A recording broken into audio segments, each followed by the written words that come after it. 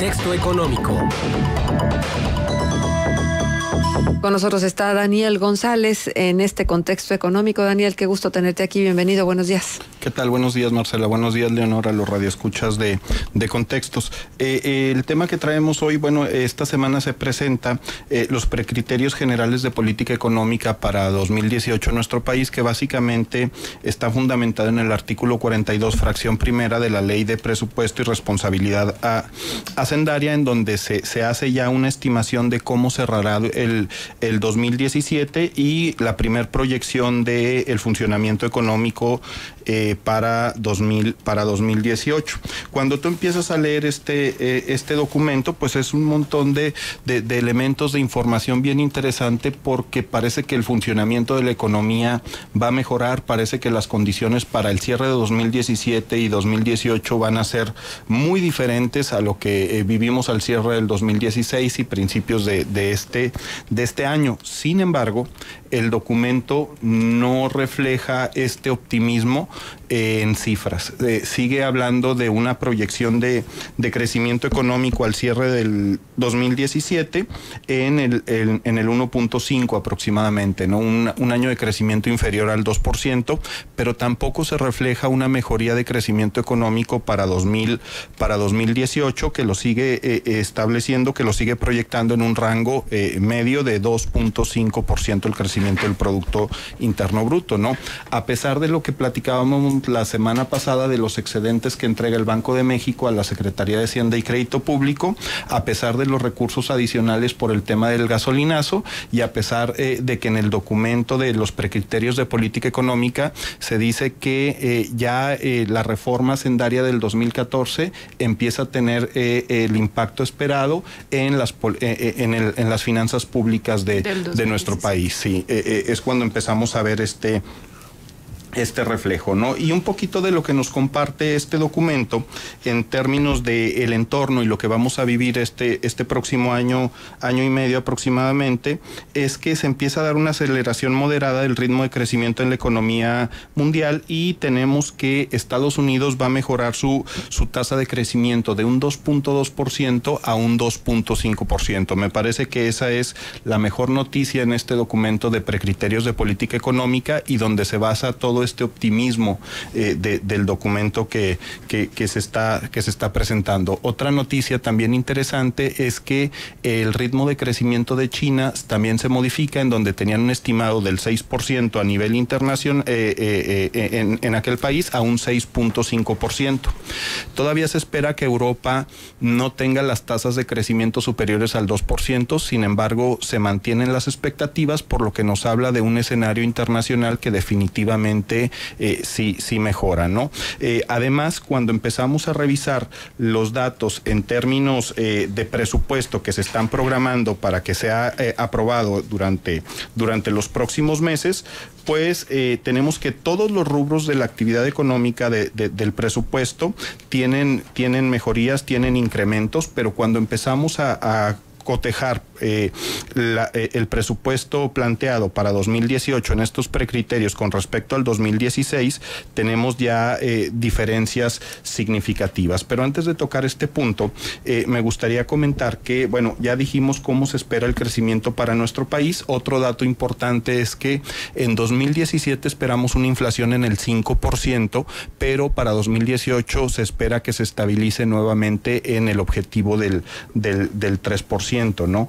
Otro dato bien importante para los tomadores de decisiones empresariales y de gobierno es que la estimación del tipo de cambio para 2019 se espera en que cierre en 19 pesos por dólar, y para el 2018 se ajuste en 19.1, con un nivel promedio de 19.5.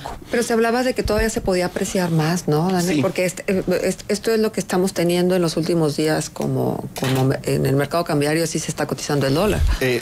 Lo que pasa es que eso ya también tiene que ver con el comentario que hace hoy, el día de ayer Agustín Carstens, y presenta en su sección de finanzas El Siglo de Torreón, cuando habla de las modificaciones de política económica por parte de Banxico, donde Agustín Carstens nos dice que los momentos de volatilidad ya pasaron, sin embargo, no estamos exentos de sorpresas en los escenarios internacionales. En ese sentido, se espera que se pueda seguir moviendo a lo largo del año el tipo de cambio. Sin embargo, al cierre del 2017 se espera que tenga un cierre en 19 pesos por dólar. Oye, Daniel, dos factores, y lo platicábamos en la mañana cuando compartíamos la síntesis informativa, que preocupan mucho. La política intervencionista, que esa no deja de estar presente en Estados Unidos, y el problema tan grave, tan serio, tan impresionantemente atentador contra los derechos humanos de Siria, y el problema de el misil nuclear que puso Corea del Norte. Entonces, estos dos pudieran perfilar un panorama internacional distinto. Por supuesto, ¿no? Y el tema de la intervención que está teniendo en las elecciones el gobierno ruso, tanto en Estados Unidos como su incidencia en Francia y en otros países, sí genera un clima de inestabilidad geopolítico, no en el terreno económico, pero que definitivamente impactará. Sin embargo, tarde o temprano pudiera incidir en lo económico. Por supuesto, ¿no? El día de hoy sale la nota en donde las bolsas de valores de Europa iniciaron hoy con caída debido a el boletín que saca ayer la Fed, el Banco de la Reserva Federal de Estados Unidos, donde estima que seguramente este organismo va a empezar a aumentar sus tasas de interés y a retirar los bonos que han generado, digamos, una mayor dinámica económica en el mundo, han generado mayor gasto en Estados Unidos, y estos temas tienen que ver directamente con el funcionamiento de la política interna norteamericana, por ejemplo. Entonces son temas que no podemos soslayar, que no podemos dejar de lado, pero que para los economistas es muy difícil poder integrarlos en las perspectivas, ¿no? Siempre solemos hablar de escenarios racionales con agentes económicos que no ven mucho sus condiciones de toma de decisiones. ¿Y estos precriterios están contemplando el ambiente electoral que también incidirá en nuestra economía?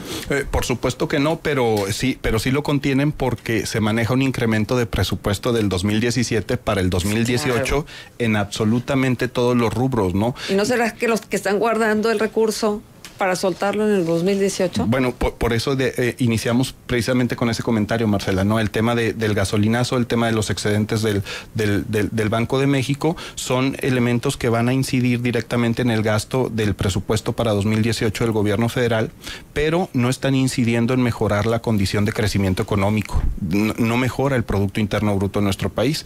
¿Qué quiere decir? Que esto no está generando valor agregado, no va a generar un efecto multiplicador tanto como el que se esperaría, ¿no?